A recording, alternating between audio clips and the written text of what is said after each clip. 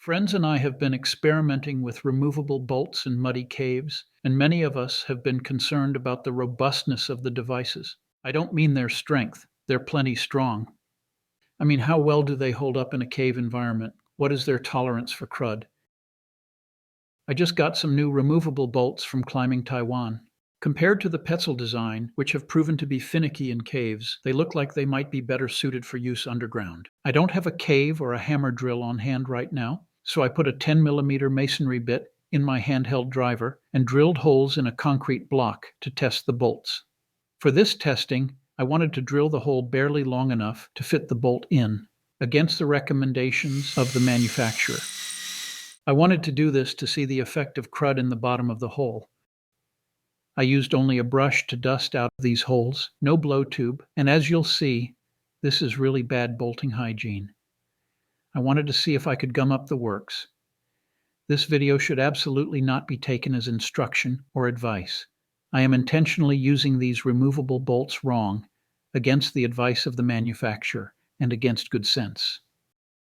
To simulate the abuse that bolts take underground, I first mixed the concrete dust with water and packed it onto the bolt mechanism. Then I poured the sludge into the hole. Then I added sand to the mix. I packed on as much sand as I could. I also tried getting sand into the threads at the top of the hanger. This proved no problem for installation or removal. I then pushed sand into the hole to see if I could force the wedge through the sand, sludge, and back toward the outside of the hole.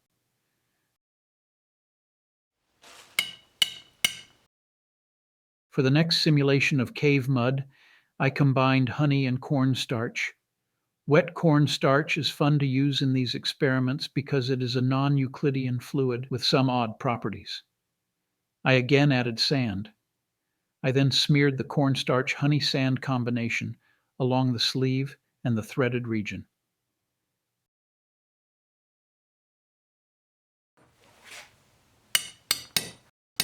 For the next test, I got a fresh cylinder of clay-rich mud and added it to the mix. The bolt and the sludge clearly filled the entire hole, as is visible by the overflow. I did the same with a mix of plumber's grease and garden dirt. Again, no problem. I used a pressure washer to clean them. Good as new. I took them apart to be sure. No harm done. The manufacturer says they use 2205 stainless steel for the threaded shaft and 304 for everything else. These are smart engineering choices. 304 is very widely used.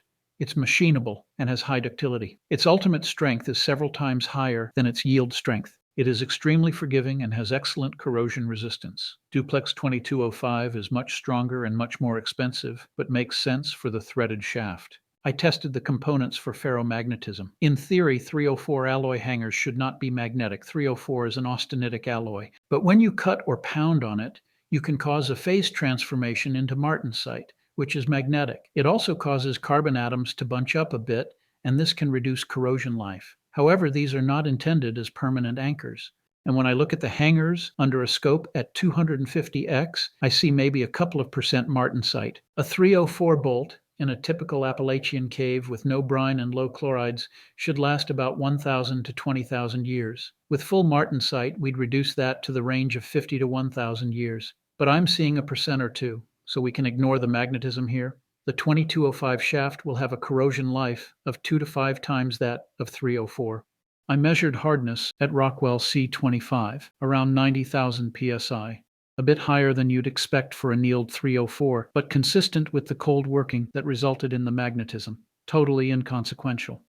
I generally don't do destructive testing. It's usually pointless or worse.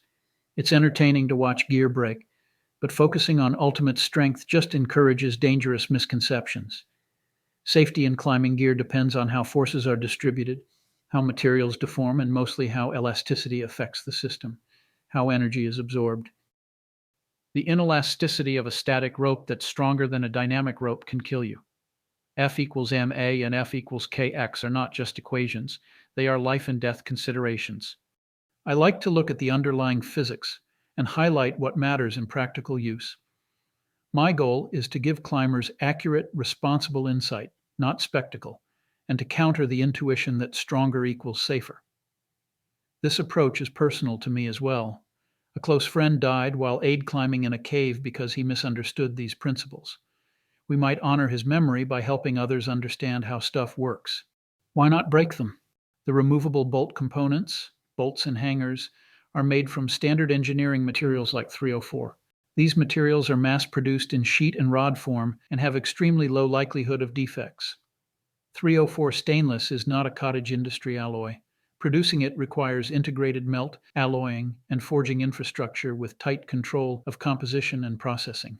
You can't fake it cheaply, so the global quality variation for 304 is extremely narrow compared to, say, low alloy steels, bronze, or, unfortunately for cavers, aluminum castings and forgings, counterfeit carabiners.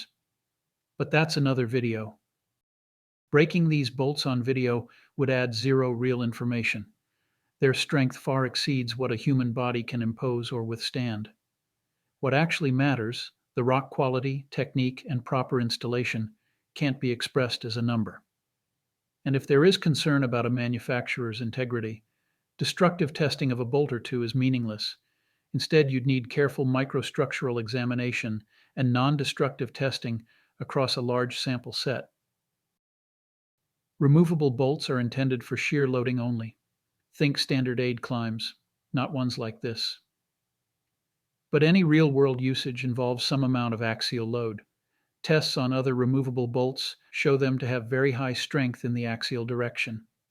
Usually the rock blows out first. The fact that the rock usually blows out first points to another advantage of these climbing Taiwan bolts over the Petzl. In soft rock, bolt length trumps bolt diameter because rock strength dominates. The 3-inch 10mm diameter CT bolt versus the 2¼ inch Petzl 12mm. In hard rock, bolt strength dominates, but in hard rock, the breaking strength for both 10 and 12mm far exceeds survivability. This is a perfect example of where destructive testing results will lead you to the wrong conclusion. The physics of this is beyond the scope of this video, but I'll link to a detailed analysis in the comments.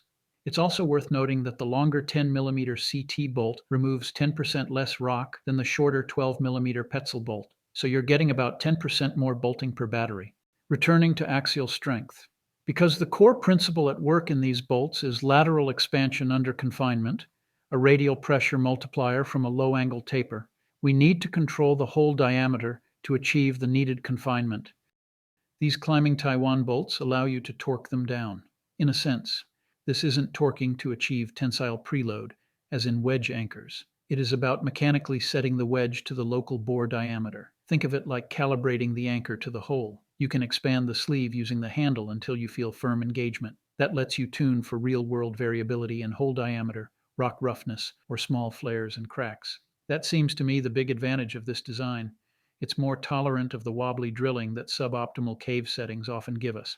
Beyond being easier to clean and having superior strength in soft rock compared to the 12mm Petzl Pulse, the cleverness here is in better decoupling hole fit adjustment from load resistance. I was able to engage the nominally 10mm bolt in a 12mm diameter hole.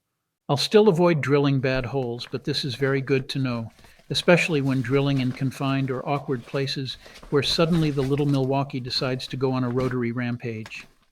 If you have experience with these underground or have questions or comments, please leave them for me below.